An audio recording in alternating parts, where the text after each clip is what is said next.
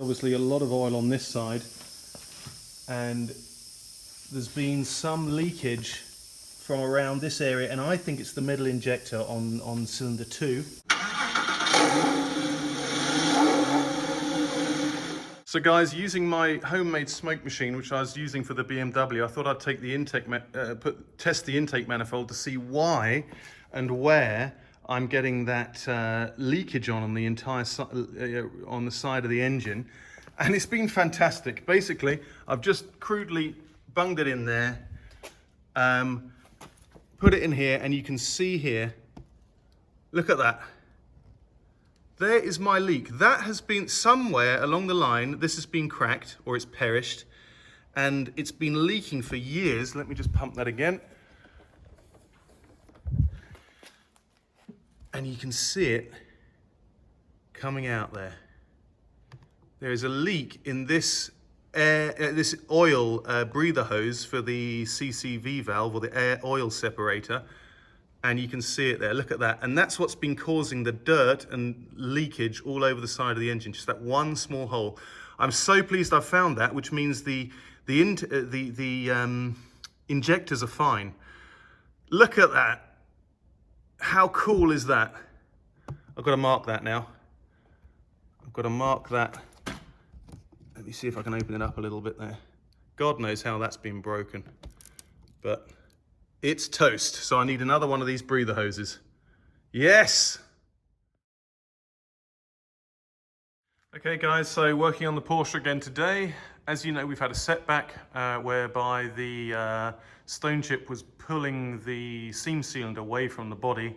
According to the paint specialist, or the bodywork specialist, we left the seam sealant too long, and it all dried out, which is unbelievable, because obviously I'm working with him, and you know, I can only work when he can find the time, but obviously very, very frustrating, because I've got to go back, as you know, and take all this off. So I'm going to have to go back and look at the photographs I took of underneath and where all the seam sealant is. But it was looking fantastic, but it's just a step back. And I'm trying to get this done before the winter. I've got everything here that I need for sandblasting, which is a really messy job, so I'm going to cover everything up. Everything's pretty much covered up as it is at the moment, but I've never done sandblasting before. The engine's under there, so I'm going to cover that up in plastic. By all accounts, it gets everywhere. So I'm going to run this at about 8 bar off the compressor over there, and try it for the first time to see if that takes the sealant off better than grinding it again. So wish me luck. Okay, so got the car pretty much closed in. Just a bit of an open bit on that side, which I'll just leave at the moment, because I'm going to do some testing sort of up at the back here. But if you see in here, I've also sort of enclosed it like that, so we've got like a space under the car where I can do some test sandblasting.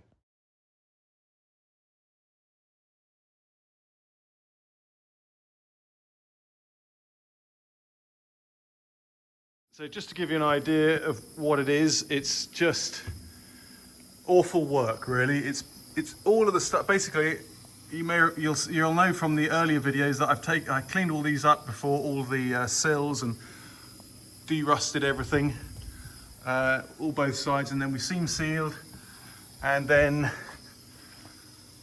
put all the Stonechip on, and you can see here basically this is what it looks like. It's just an absolute disaster.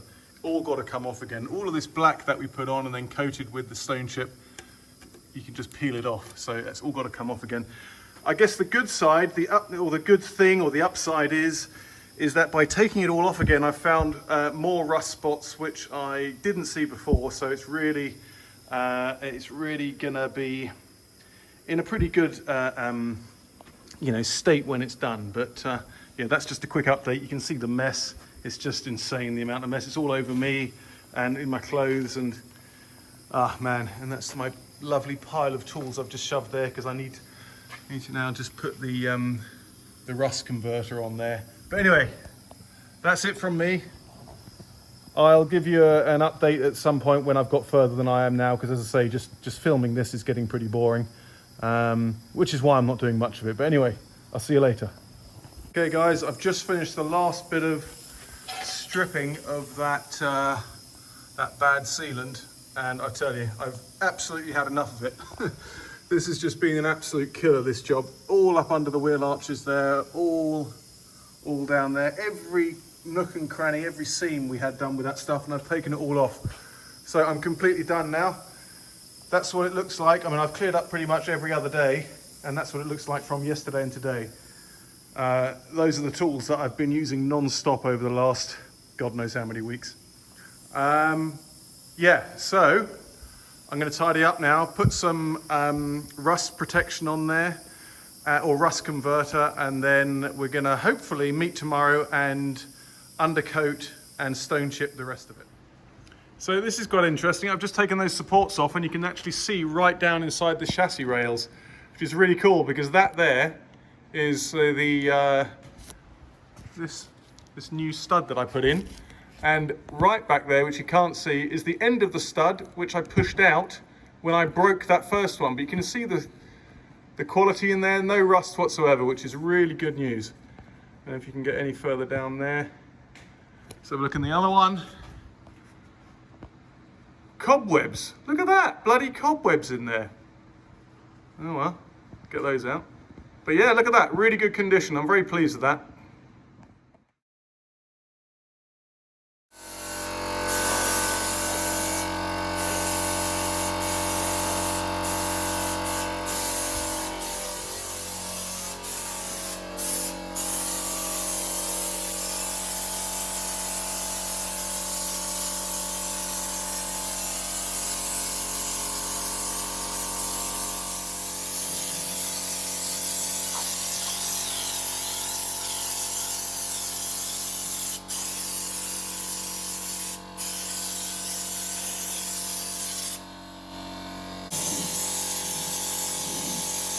So Heiko has just left.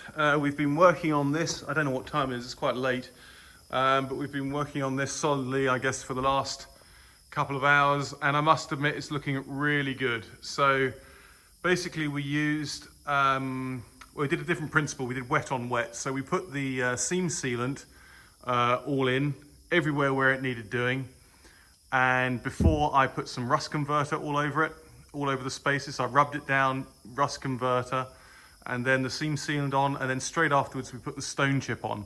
And basically I went around with little stickers and covered up all of the threads and so on. You can see there, covered them all up. It's worked pretty well there as well.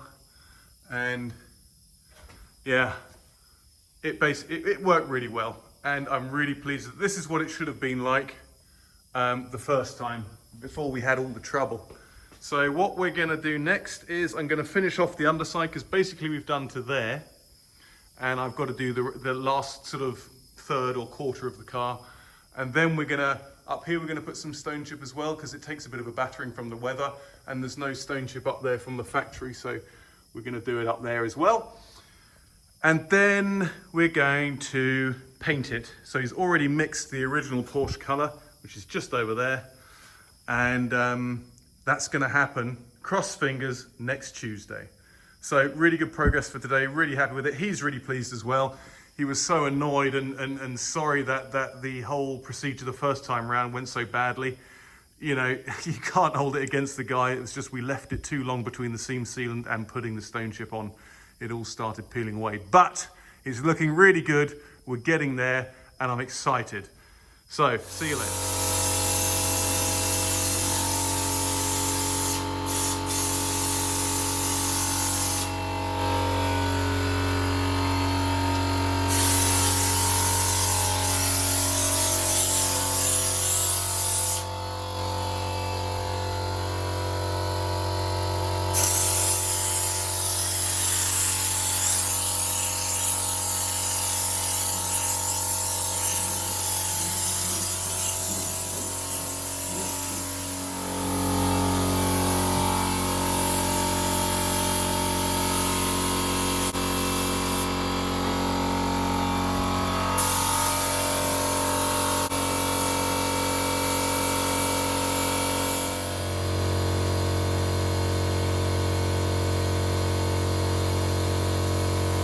Okay, so it's 9 o'clock. The guys have just left. 2 of them came along this evening to do the work, and I hope you can see it well enough, but the underside is finished.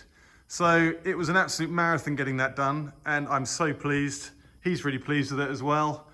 There's a couple of nicks and niggles which we've got to get sorted out, but it's done. So what we're going to do now is, just to give you an idea here, it's like new underneath.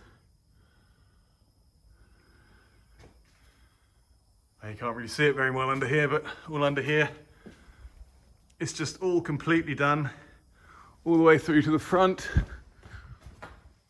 We put some Stonechip up in the wheel arches here as well. I covered everything I needed to cover with these stickers, taken most of them off now. He's also left me some of the paint, so some places where I hadn't taken the tape off and stuff when he was spraying. Here you can see some of these screws here, I haven't taken the tape off here. I can do that and then obviously touch it up myself.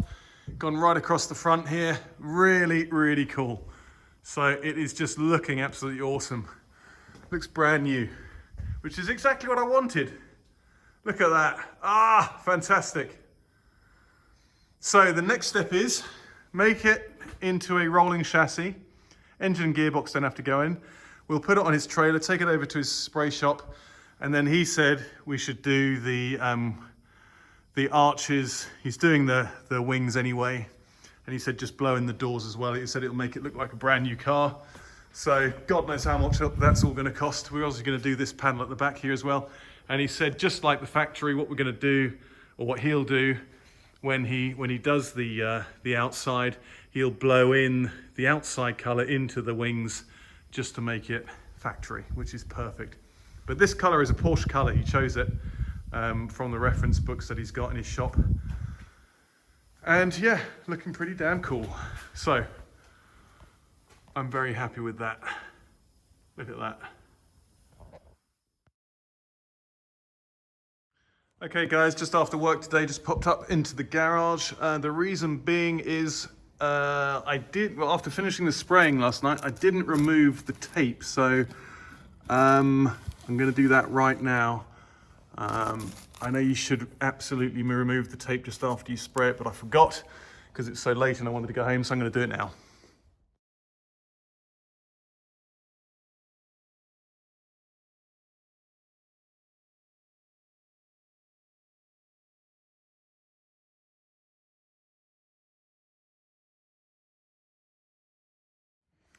Okay guys, just uncovering the car for, I think what seems, for the first time in ages, months. Yeah,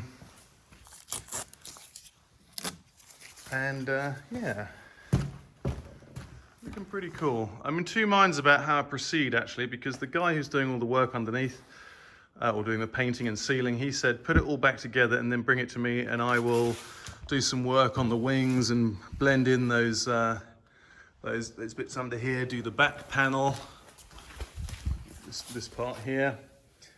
And I'm in two minds because it would be far better for the project if I just did it while it was all on the, you know, when it was all dismantled, because then I could just put it all back together again without having to worry about it. Because my concern is that obviously if I put the struts back in here, then he won't be able to get in there, because what he wants to do is blend like they did at the factory, blend the body color, because we're going to do some touching up work on these rims and on the wheel arches and stuff, on the sills as well.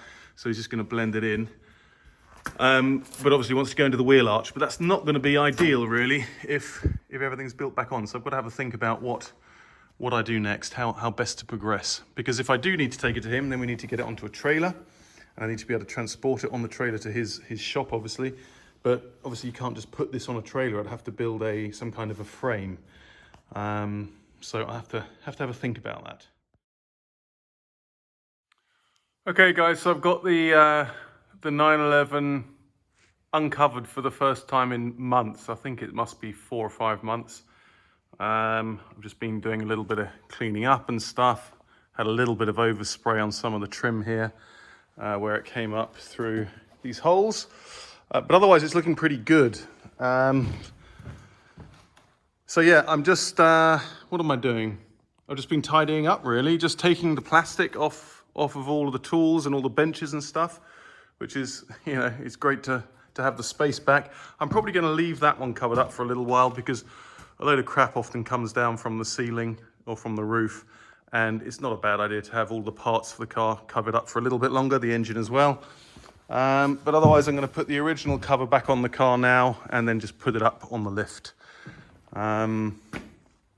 Yeah, it's all looking as it did, but just it's nice to have all the tape off it.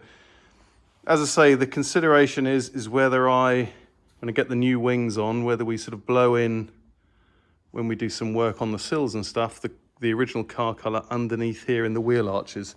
I'm really not sure, because it's quite bright, but obviously we do have trim pieces which will tone it down. But yeah, just need to think about that one.